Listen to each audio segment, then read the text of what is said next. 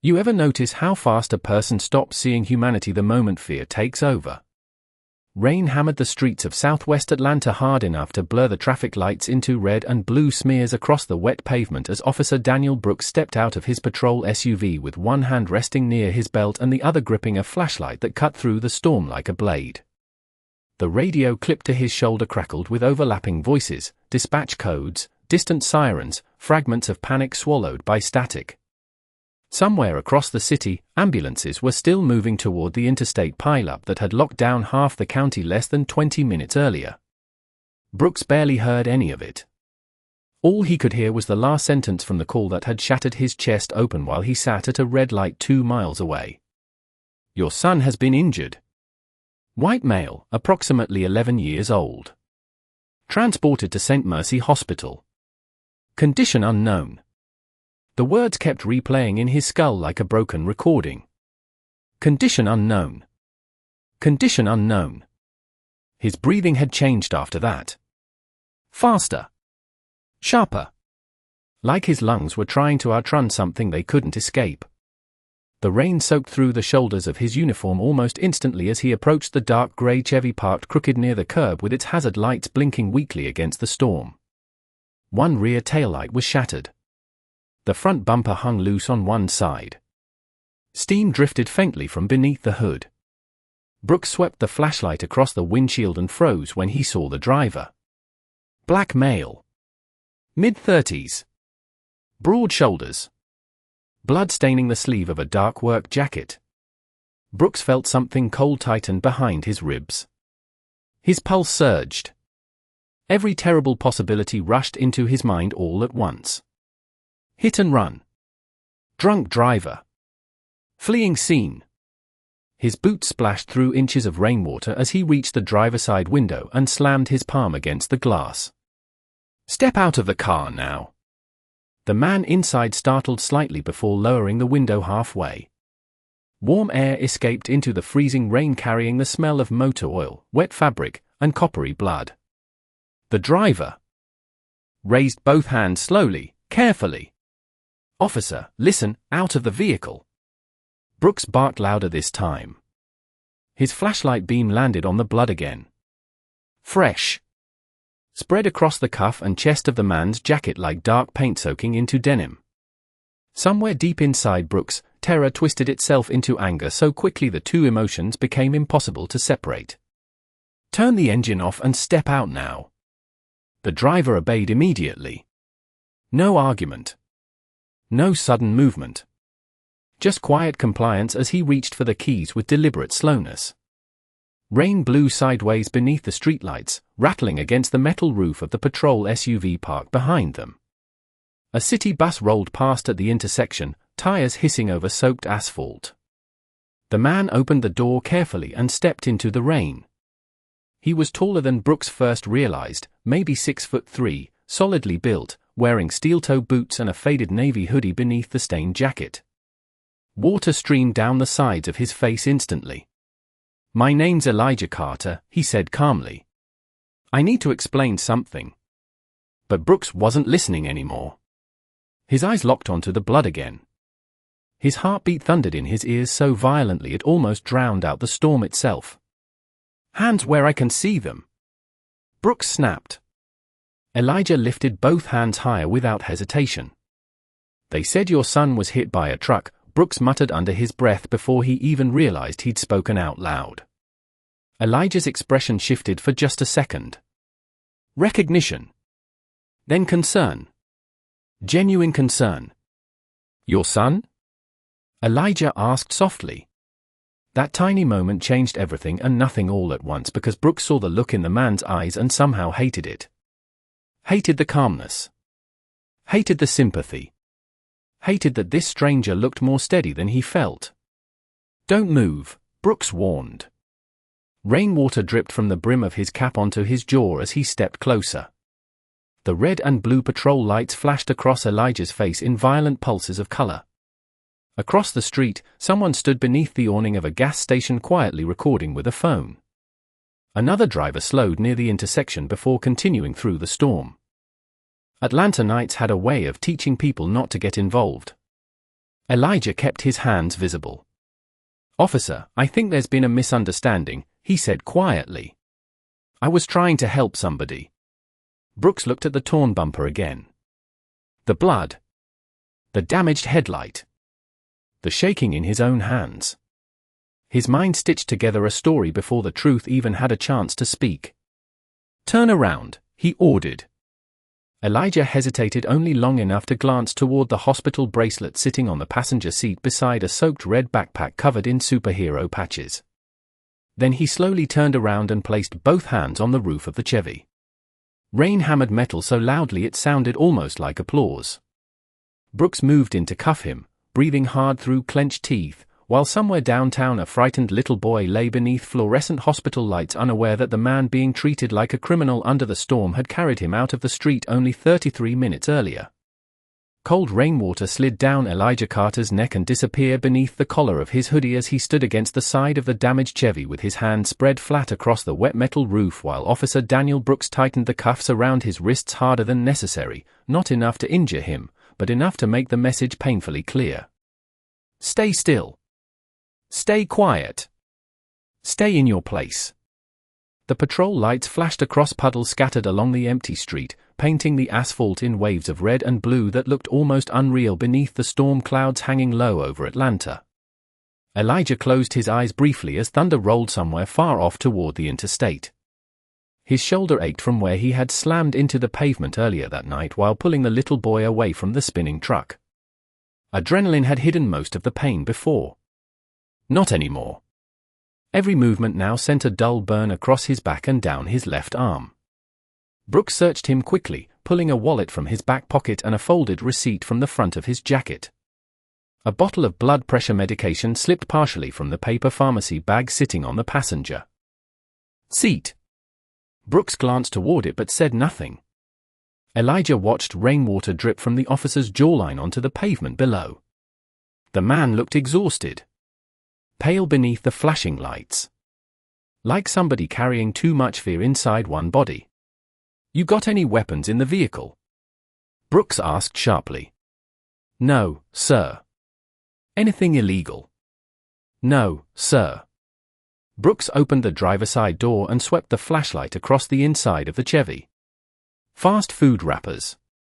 Grease-stained work gloves. A toolbox in the back seat. The soaked red backpack sitting near the center console.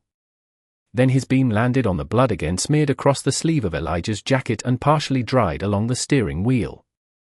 Brooks stiffened. "Whose blood is that?" Elijah turned his head slightly. "A little boy's." The answer hit the air between them like a dropped stone. Brooks stepped closer immediately. "What little boy?" Elijah hesitated for the first time all night. Not because he was hiding something. Because he suddenly realized this officer had already decided what kind of man he was before hearing a single explanation. Elijah could feel it in the tension of Brooks's voice. In the way his hand stayed near his holster. In the hard suspicion sitting behind his eyes. The same look Elijah had seen before in department stores, parking lots, elevators, restaurants, traffic stops. The look that said danger first and human second.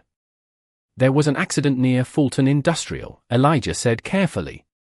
"Kid ran into the road chasing a basketball. Truck lost control in the rain." Brooks stared at him without blinking. "And you just happened to be there?" "Yes, sir." "You expect me to believe that?" Elijah let out a slow breath through his nose. The rain had soaked through his clothes completely now, cold fabric clinging to his skin as water dripped from the ends of his dreadlocks onto the street below. "I pulled him out before the truck hit the curb," Elijah said quietly. "That is all." Brooks looked away for half a second, jaw tightening. Somewhere inside the patrol SUV, the police radio crackled again with updates from dispatch. "Unit 12 respond. St. Mercy requesting officer at pediatric. Emergency entrance." Brooks froze instantly. Elijah saw the reaction immediately.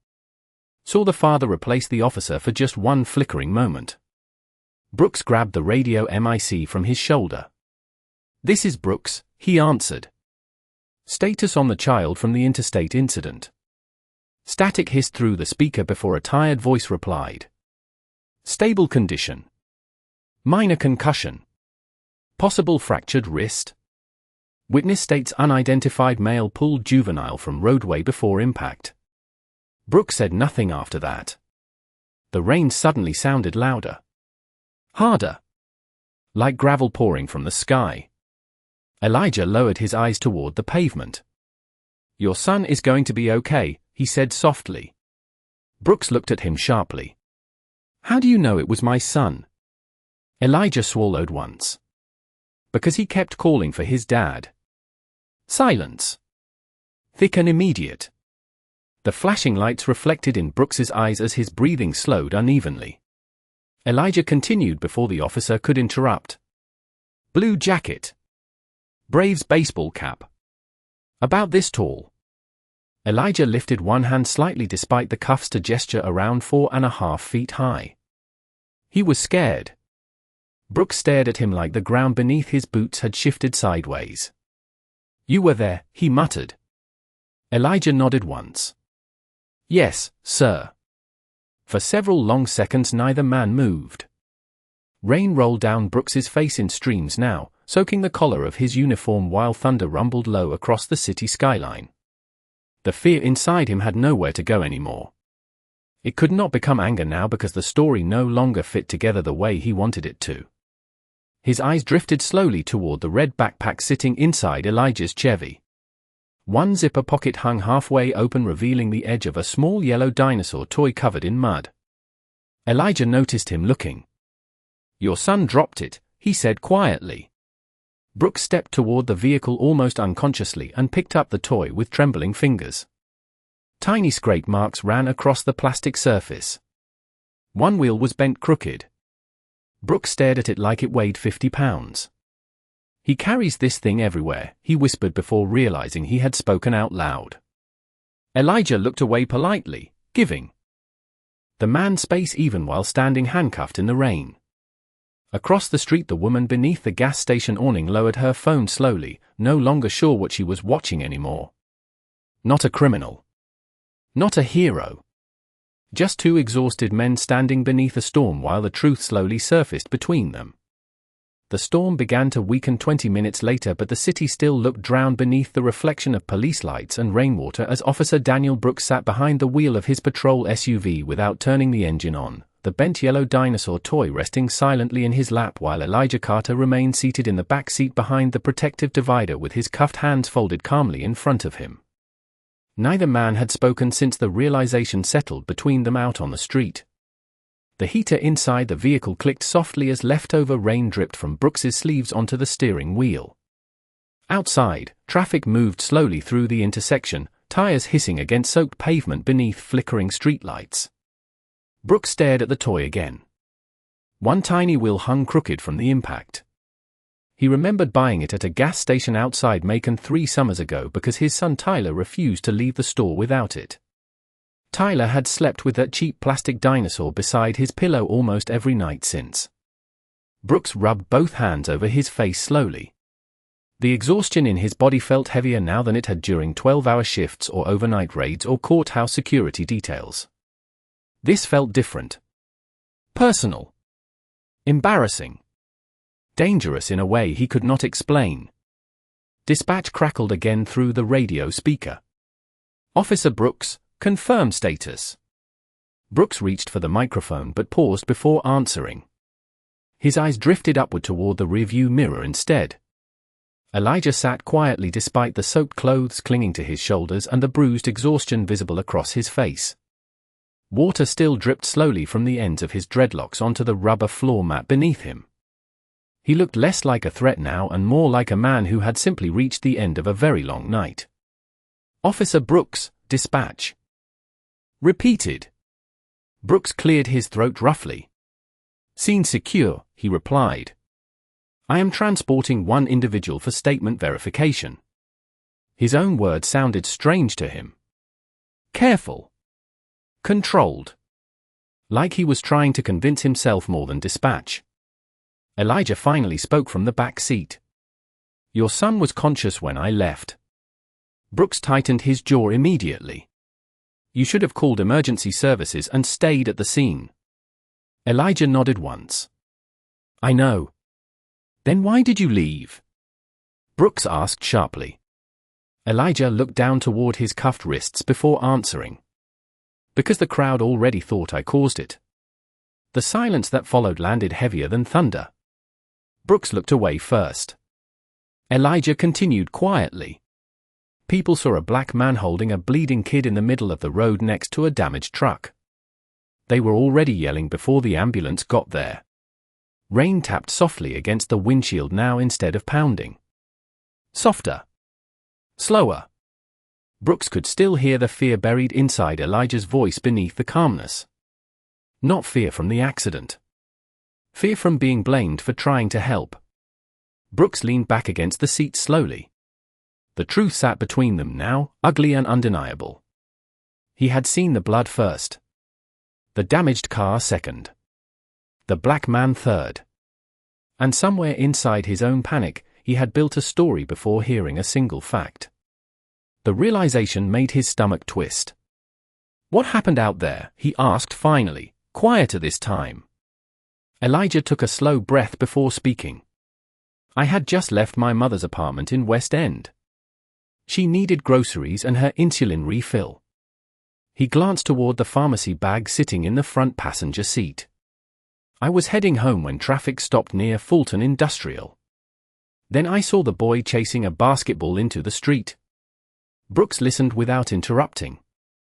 The truck driver tried to stop but the road was too slick, Elijah continued. Your son froze when the headlights hit him. Elijah's eyes lowered slightly, remembering. Kids do that sometimes. They panic. Brooks gripped the dinosaur toy tighter unconsciously.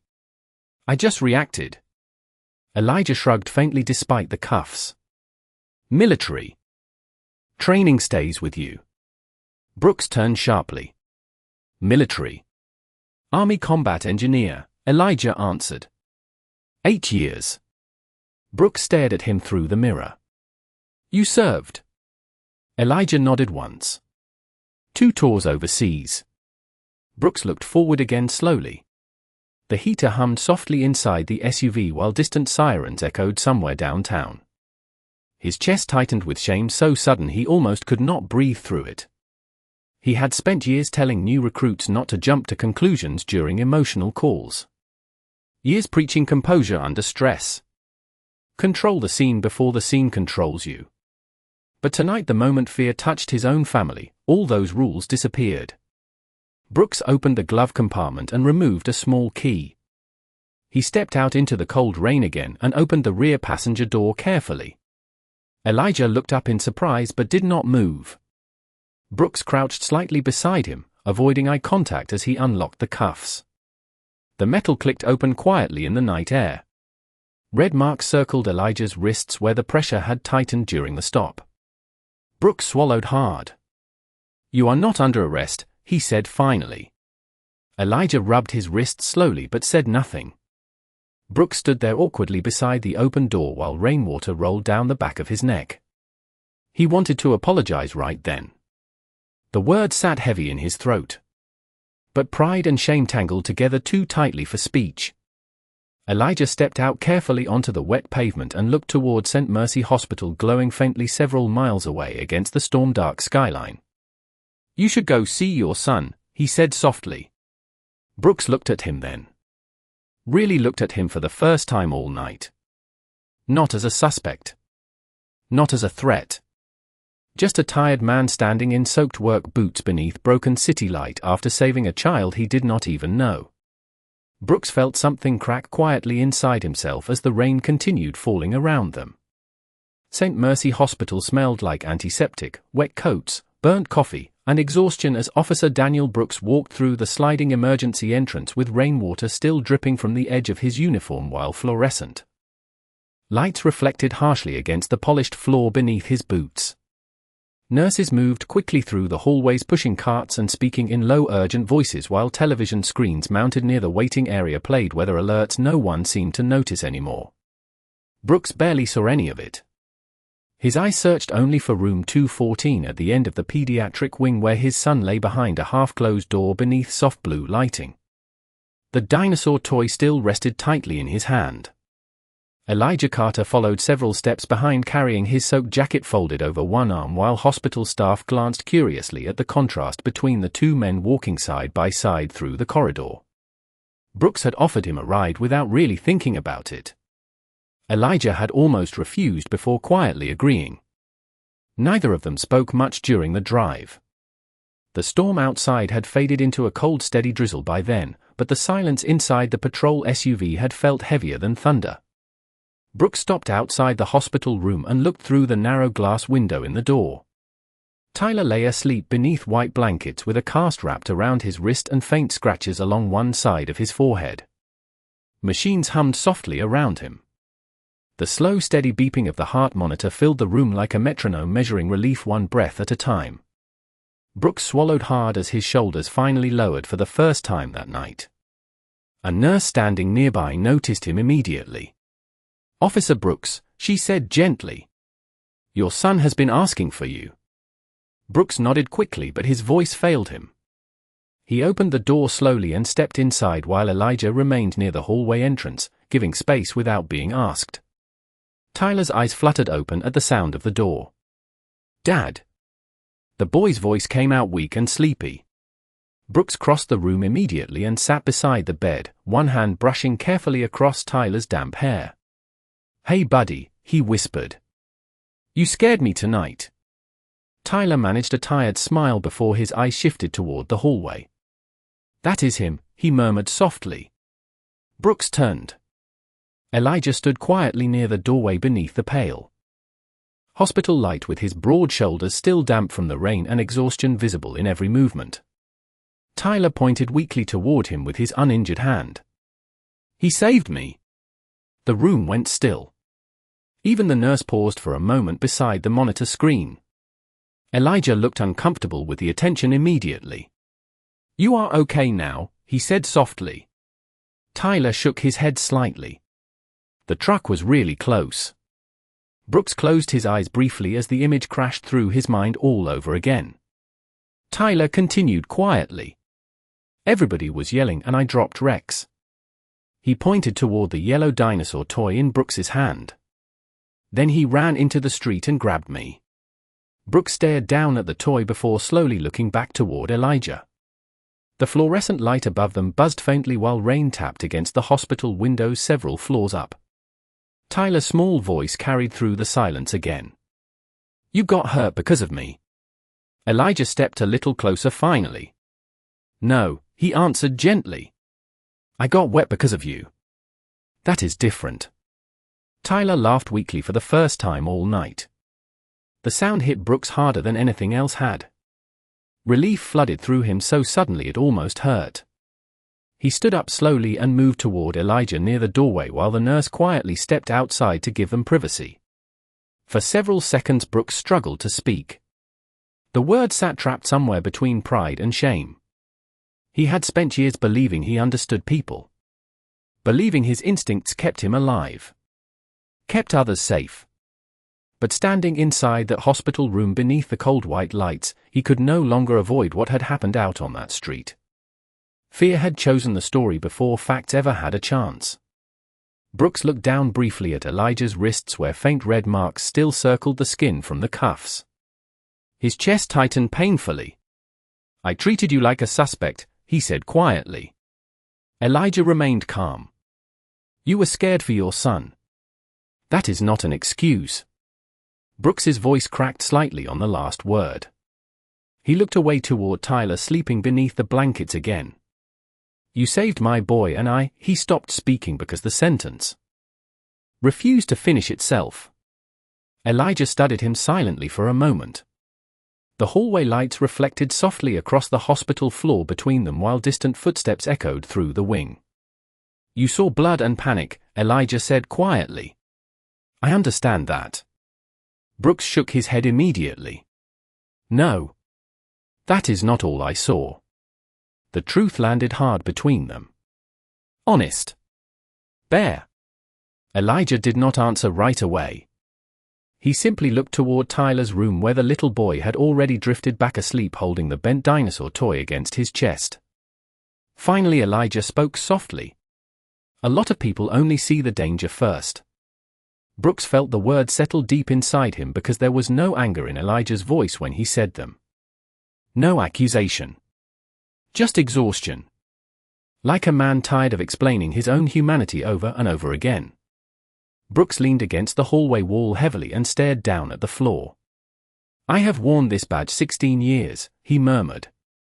Tonight is the first time it felt heavier than me. Elijah adjusted the folded jacket beneath his arm and glanced toward the elevators at the far end of the corridor. Maybe that means you are finally carrying it the right way. Brooks looked up sharply, but Elijah had already started walking slowly down the hallway toward the exit beneath the pale midnight lights of St. Mercy Hospital. The rain finally stopped just before dawn, but the city still looked washed raw beneath the gray Atlanta sky as Elijah Carter pulled his battered Chevy into the narrow gravel lot behind Jackson Auto Repair with stiff shoulders and eyes that had not closed once all night. The garage sat between a pawn shop and a boarded-up laundromat on the west side of the city where rusted chain-link fences leaned crooked against cracked sidewalks and old neon signs buzzed weakly even after sunrise. The engine rattled once before dying completely. Elijah stayed seated behind the wheel for a moment with both hands resting quietly against the steering wheel while steam drifted from a paper coffee cup forgotten in the holder beside him. His shoulder burned worse now. Adrenaline had long since faded, leaving only soreness and exhaustion behind. The red marks around his wrist stood out darker in the pale morning light filtering through the windshield. Across the street a city bus groaned to a stop while workers in reflective vests climbed aboard carrying lunch boxes and thermoses. Normal life moving forward like nothing had happened. Elijah finally stepped out of the Chevy slowly, grabbing the pharmacy bag before locking the door. The cold morning air smelled like wet asphalt and motor oil. Inside the garage, classic soul music played softly through an old radio balanced on a metal shelf while Marcus Hill stood beneath the raised hood of a pickup truck wiping grease from his hands with a rag already stained black from years of work. Marcus looked up immediately when Elijah walked in. "Man, you look terrible," he muttered. Elijah managed a tired smile. "Good morning to you too." Marcus narrowed his eyes instantly when he noticed the bruising near Elijah's jaw and the marks circling his wrists. The older mechanic set the rag down slowly. "What happened?" Elijah hesitated before answering. "Long night." Marcus stepped closer. "Elijah." The concern in his voice carried weight because Marcus had known him nearly 12 years. Knew the difference between silence and pain. Elijah exhaled slowly. "Police stop," he admitted quietly. Marcus looked toward the garage door instinctively like he expected trouble to still be following him inside. "You okay?" Elijah nodded once though his expression said otherwise. Marcus stared another second before shaking his head heavily. "Every damn time," he muttered under his breath. Elijah did not answer because there was nothing left to say about experiences both men already understood too well. Marcus handed him a fresh cup of coffee from the stained machine near the office. "Sit down before you fall down." Elijah lowered himself carefully into an old folding chair near the tool bench while the warmth from the coffee cup spread slowly into his cold hands. The radio crackled softly in the background. Somewhere outside a siren wailed briefly before fading into traffic noise. For the first time since the accident, exhaustion finally settled fully into Elijah's bones. Marcus leaned against the workbench nearby watching him carefully.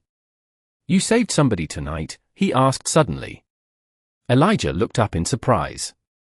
Marcus nodded toward the blood-stained jacket folded beside the chair. "That is kid blood," he said quietly. "Not yours." Elijah stared into the steam rising from the coffee before answering. "Little boy ran into traffic." Marcus whistled softly under his breath. "And you went after him?" Elijah shrugged faintly. "Could not leave him there." Marcus gave a slow nod like the answer was exactly what he expected. "And somehow you still ended up the problem." Elijah looked away toward the open garage entrance where weak morning sunlight reflected across puddles outside. For a while, he admitted quietly. The office television mounted high in the corner suddenly interrupted the music with breaking news graphics flashing across the screen. Marcus reached for the remote automatically, lowering the volume at first before freezing completely. "Hold up," he murmured. The screen showed blurry cell phone footage from the previous night. Red and blue lights. Rain pouring down. Elijah standing beside his Chevy with his hands visible while Officer Daniel Brooks shouted commands in the storm. The woman from the gas station had uploaded the video sometime before sunrise. A news anchor's voice filled the garage softly. Questions are being raised this morning after witnesses captured footage of an Atlanta police stop involving Army veteran Elijah Carter just moments after he reportedly rescued an injured child during a traffic accident near Fulton Industrial Boulevard. Elijah's face tightened immediately. Marcus looked between him and the television in disbelief. The footage continued playing silently above them. Elijah handcuffed in the rain. Brooks searching the vehicle. Bystanders shouting from beneath the gas station awning. Then another clip appeared. Security camera footage from a nearby warehouse. Grainy but clear enough. A small figure running into the road. Headlights. Then Elijah sprinting through pouring rain and pulling the child away seconds before the truck skidded across the intersection. Marcus stared at the screen with his mouth slightly open. "Lord have mercy," he whispered. Elijah looked down at the coffee cup in his hands instead of the television. The news anchor continued speaking. Sources confirm the child involved was the son of the responding officer. The garage went silent except for the low hum of fluorescent lights overhead. Marcus turned slowly toward Elijah. "You did all that," he said quietly, "and they still put cuffs on you." Elijah finally looked up. Tired eyes. Heavy shoulders. A sadness deeper than anger. "Fear makes people see what they already believe," he answered softly. Outside the garage, morning traffic continued moving through the wet streets while somewhere across the city Officer Daniel Brooks sat alone inside his patrol SUV watching the exact same footage replay across his dashboard computer again and again with the sound muted because hearing it once had already been unbearable. By late afternoon the storm clouds had finally broken apart above Atlanta, leaving behind a pale silver sky and streets still shining with leftover rainwater as Elijah Carter sat alone on the small concrete steps outside his mother's apartment building holding a paper bag of takeout balanced on one knee while warm air drifted slowly through the neighborhood carrying the smell of fried food, wet pavement, and freshly cut grass. The city sounded softer after rain. Distant traffic. A barking dog somewhere down the block. Wind moving through old trees lining the sidewalk. Elijah leaned forward carefully, his shoulder still aching beneath the faded gray sweatshirt he had changed into after leaving the garage earlier that morning. The television coverage had spread fast. Too fast. Reporters had already shown up outside Jackson Auto Repair twice asking questions Marcus refused to answer. Elijah had slipped out through the back alley around noon just to escape the cameras. Now his phone buzzed endlessly beside him with missed calls from numbers he did not recognize. News stations. Former Army friends. Community groups.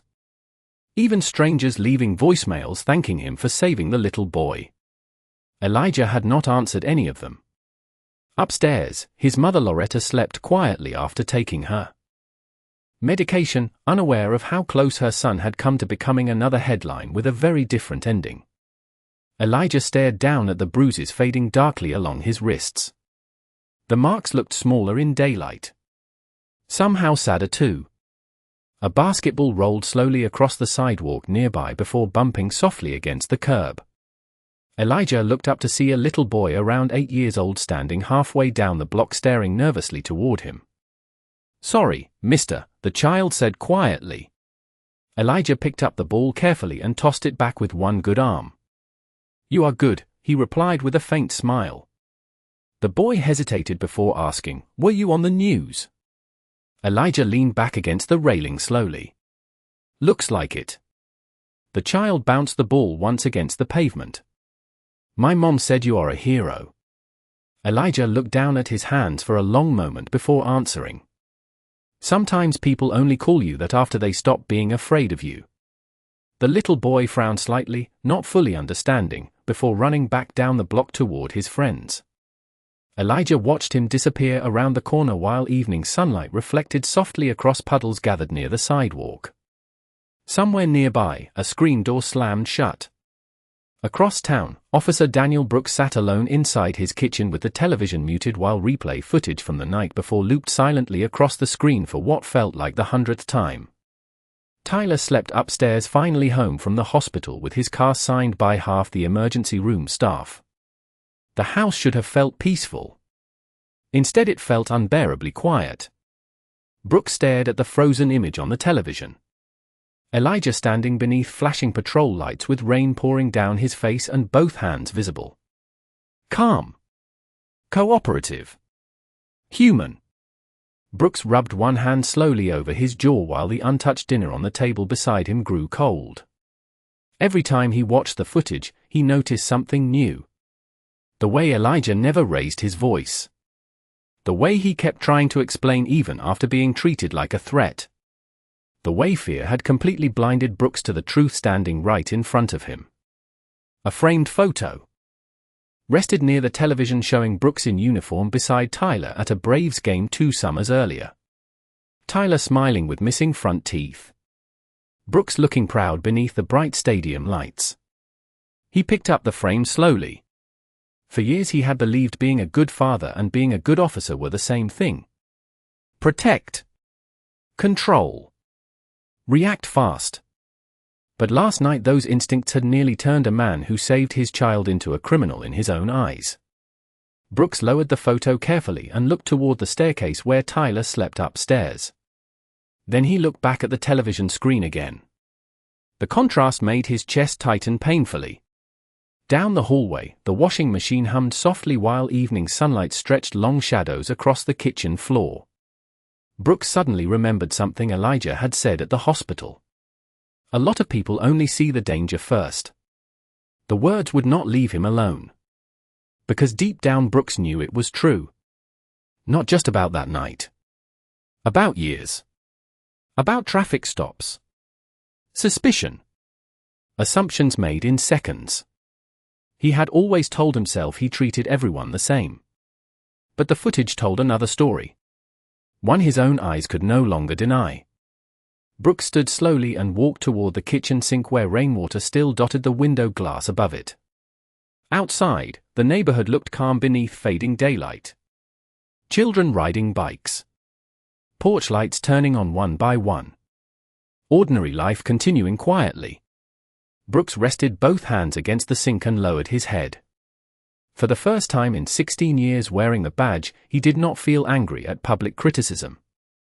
He felt ashamed of deserving it. Across the city, Elijah remained seated outside the apartment building as the sky shifted slowly from silver to deep blue. He could hear his mother moving gently around upstairs now, cabinet doors opening and closing softly through the thin walls. The evening breeze cooled against his skin while traffic lights flickered on down the street. His phone buzzed again beside him. Another unknown number. Elijah ignored it. He closed his eyes briefly instead, listening to the sound of children laughing somewhere nearby beneath the fading light, and for a few quiet minutes neither the news cameras nor the patrol lights nor the fear in another man's eyes followed him there. The next morning sunlight poured across downtown Atlanta with the sharp golden brightness that always came after heavy storms, reflecting off glass buildings and wet streets while Elijah Carter stood alone beneath the open hood of an old Ford pickup inside Jackson Auto Repair, listening to the familiar rhythm of metal tools clinking softly against concrete floors. The garage smelled like engine oil, coffee, and warm rubber as ceiling fans spun lazily overhead, pushing thick summer air through the narrow building.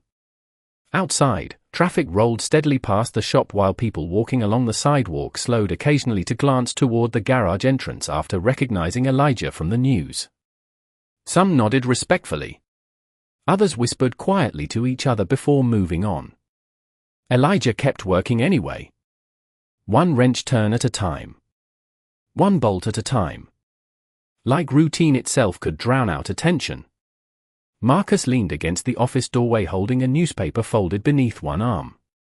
The front page showed a large photograph from the traffic stop. Elijah standing in the rain beside the patrol SUV while Officer Daniel Brooks faced him beneath flashing lights. The headline stretched across the page in thick black letters. Local veteran saves child before controversial police stop. Marcus shook his head slowly. "Whole city talking about you now," he muttered. Elijah slid out from beneath the truck, wiping grease from his hands with a rag. "City will forget by next week." Marcus raised an eyebrow. "Maybe. But that officer will not." Before Elijah could answer, a dark police sedan rolled slowly into the gravel lot outside the garage. The engine shut off, but nobody stepped out immediately. Marcus stiffened near the doorway automatically. Elijah looked toward the vehicle calmly, though his shoulders tightened slightly beneath his gray work shirt. After a long moment, the driver's side door opened and Officer Daniel Brooks stepped out wearing plain clothes for the first time Elijah had seen. No uniform. No badge clipped to his chest. Just dark jeans, a faded blue button-down shirt, and exhaustion written across his face. Brooks looked older in daylight somehow. More human. He stood beside the sedan for several seconds staring at the garage before finally walking forward slowly across the gravel. Marcus crossed his arms immediately. "Garage is private property," he said flatly. Brooks nodded once. "I know." His voice sounded rough from lack of sleep. Elijah stepped forward before Marcus could continue. "It is all right," he said quietly. Marcus looked unconvinced but eventually disappeared back toward the office, leaving the two men standing alone beneath the open garage doors while sunlight spilled across the oil-stained floor between them. Brooks glanced around awkwardly at the old toolboxes, hydraulic lifts, and hanging extension cords overhead before finally speaking. "Tyler asked about you this morning." Elijah rested the rag against the workbench beside him. "How is he?" "Already trying to convince his mother he can play baseball next week." Elijah smiled faintly at that. Brooks looked down briefly toward his hands. "He told everybody at school you are a superhero now." Elijah shook his head softly. "Kids say things like that." Brooks swallowed hard. "Maybe adults should too." The words hung in the warm garage air for a moment while traffic noise drifted faintly from the street outside. Somewhere deeper inside the shop, a radio played old blues music low enough to sound almost distant. Brooks reached into his back pocket slowly and pulled out something wrapped carefully in a folded cloth. He placed it gently on the workbench between them. Elijah unfolded the cloth and froze slightly when he saw the yellow dinosaur toy resting inside, the bent wheel repaired neatly with fresh glue. Brooks rubbed the back of his neck awkwardly. "Tyler wanted you to have it," he explained quietly. "Said heroes are supposed to keep souvenirs."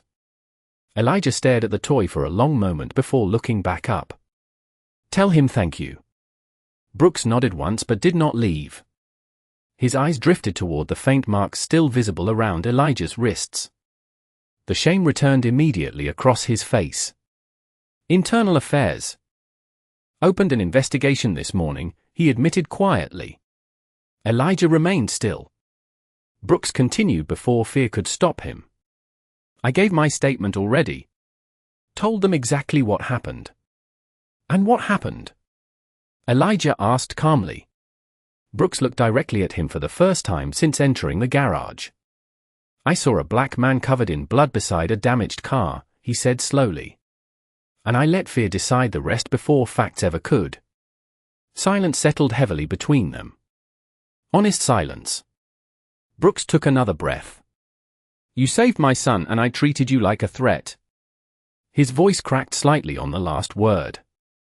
"There is no excuse for that." Elijah looked away toward the bright sunlight outside the garage entrance where heat shimmered softly above the pavement. "Most people apologize because they are afraid of consequences," he said quietly. "You came here because you are afraid of yourself." Brooks lowered his eyes immediately because the truth hit harder than anger would have. The garage felt very still around them now. Even the radio seemed quieter somehow. Finally Brooks spoke again. "I spent 16 years believing I knew how to read danger." He looked toward Elijah with tired honesty. Turns out I never learned how to see people first. Elijah studied him silently for several long seconds. Then he picked up the repaired dinosaur toy carefully and set it beside the toolbox near the workbench. That little boy almost died, he said softly. What matters now is what you become after fear leaves.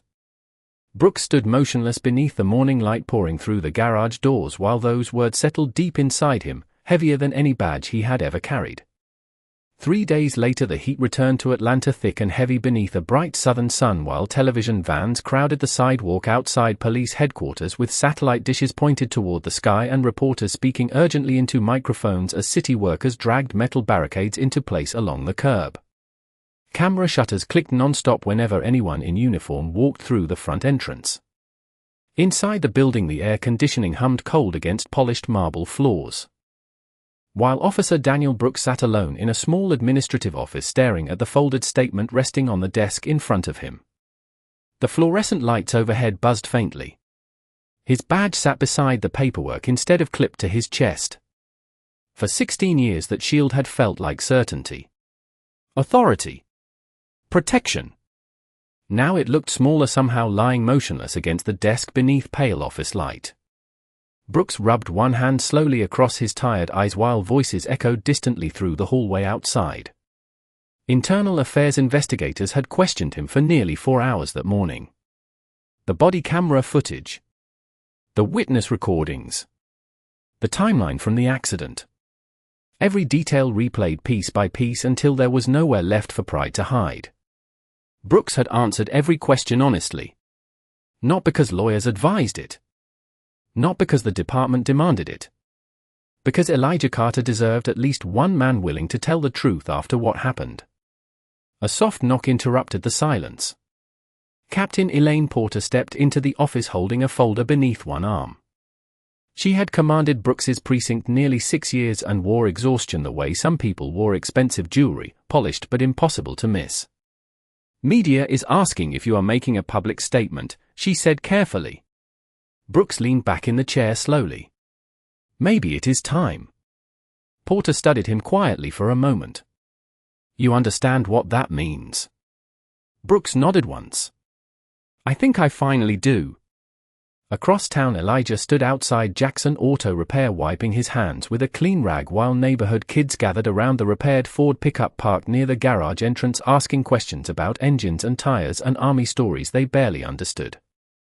Elijah answered patiently between tightening bolts and checking oil levels while Marcus watched from the office doorway shaking his head with amused disbelief. You done became a celebrity, Marcus muttered. Elijah laughed softly. Kids just like free cold soda.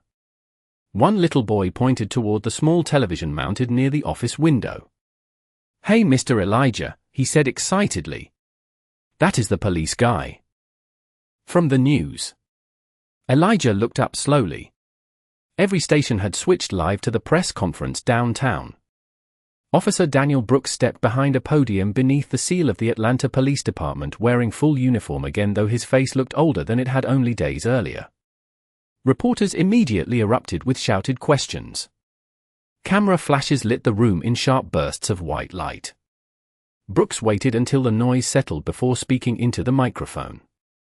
3 nights ago, he began carefully, I responded to a traffic stop while emotionally compromised after learning my son had been injured in an accident. His voice remained steady but tight. During that stop, I failed to treat Elijah Carter with the fairness and humanity every citizen deserves. The garage fell quiet around the television. Even the children stopped talking. Brooks continued speaking while reporters scribbled notes furiously beneath the bright media lights. Mr. Carter had risked his own life to save my child.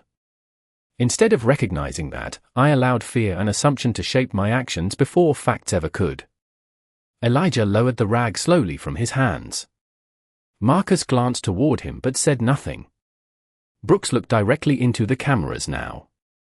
No notes. No prepared script. Just honesty. I have spent years believing good intentions alone made me a good officer, he said quietly. But intentions mean nothing if fear changes who you see standing in front of you.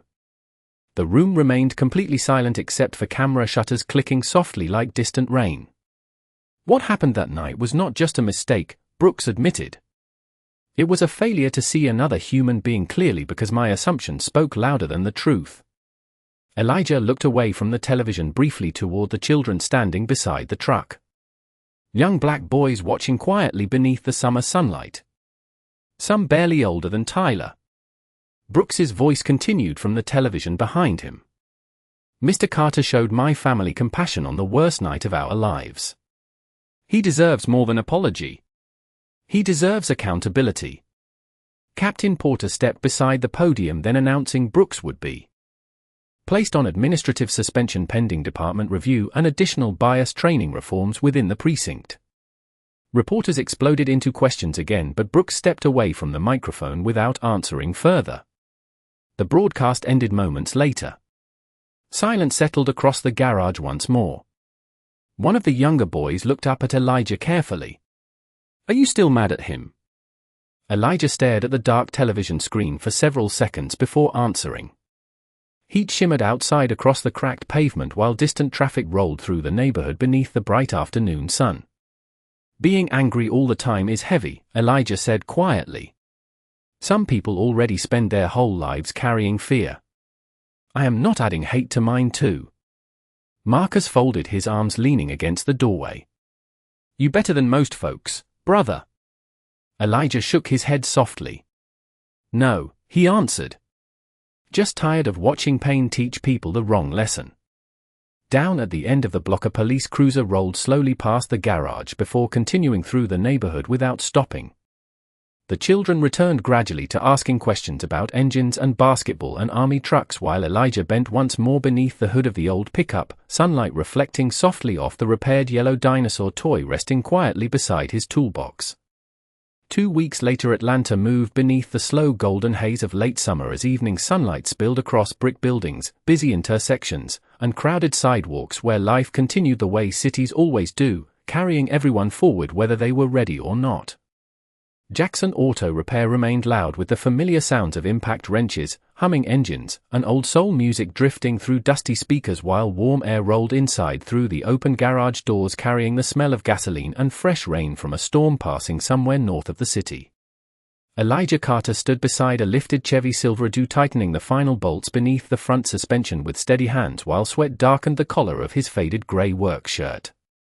The bruises around his wrists had finally disappeared. The cameras had mostly disappeared too. News crews found newer stories after a while. They always did. But some things had changed quietly after that night. Neighborhood kids stopped by the garage almost every afternoon now, asking Elijah questions about engines, army stories, and basketball. Tyler Brooks had become one of them. The little boy sat cross-legged near the office doorway wearing a bright Braves cap and holding a grease-stained repair manual upside down while pretending to understand it. Marcus laughed every time he looked over and saw the child nodding seriously at pages full of diagrams. "Boy studying like he building a spaceship," Marcus joked. Tyler grinned without looking up. "Mr. Elijah says every machine tells a story if you listen long enough." Elijah shook his head with a quiet laugh while wiping his hands on a rag. "I said engines. Not spaceships." The late sunlight stretched long across the garage floor, turning floating dust into streaks of gold beneath the ceiling fans overhead. Outside, traffic rolled steadily through the neighborhood while music drifted faintly from a nearby apartment window. For the first time in a long while, everything felt ordinary again.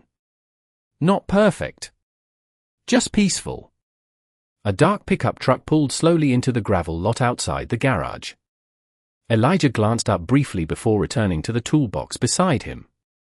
Officer Daniel Brooks stepped out wearing plain clothes once more, carrying 2 paper bags from a barbecue restaurant downtown.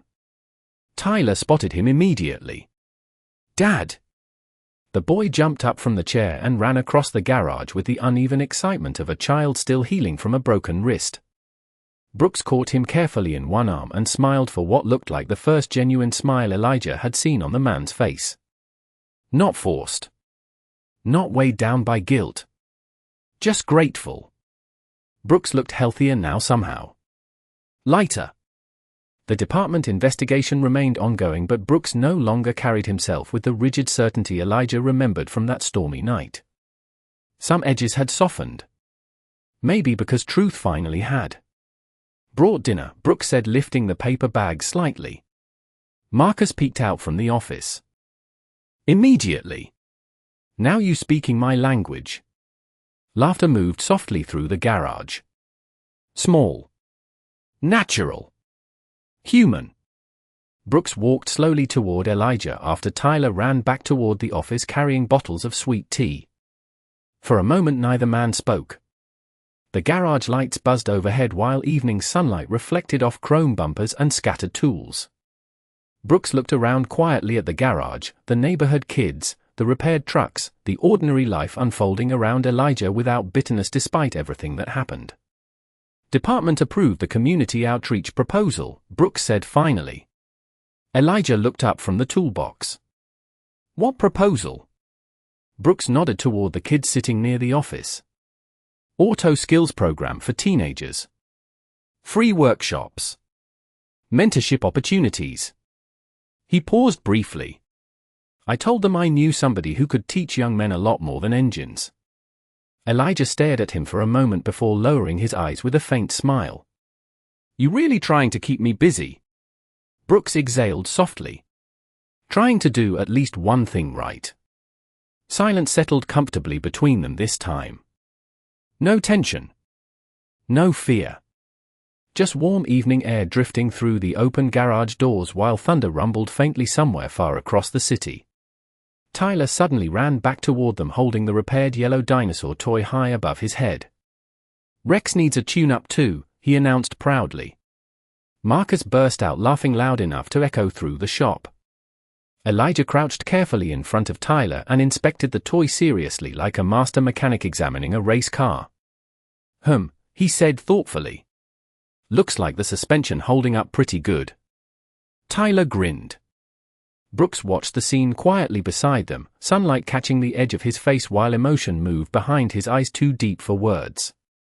Weeks earlier fear had been the loudest thing inside him. Now it was something else entirely. Humility maybe. Gratitude. Understanding. Elijah stood slowly and handed the toy back to Tyler. Take good care of him, he said softly. Tyler nodded firmly. I will. Outside the garage the sky deepened into shades of orange and blue while the city prepared for another night beneath glowing streetlights and distant sirens. Marcus carried paper plates from the office. Tyler dragged folding chairs into a crooked circle beside the tool bench. Brooks helped without being asked. No cameras watched them now. No reporters waited outside. Just the sound of laughter mixing with old music and cooling engines beneath the fading Georgia sunset. Elijah looked around the garage one last time as warm light reflected softly across the polished hood of the Silverado and settled quietly over the faces beside him. Then he picked up his wrench again while thunder rolled gently in the distance and the evening carried on.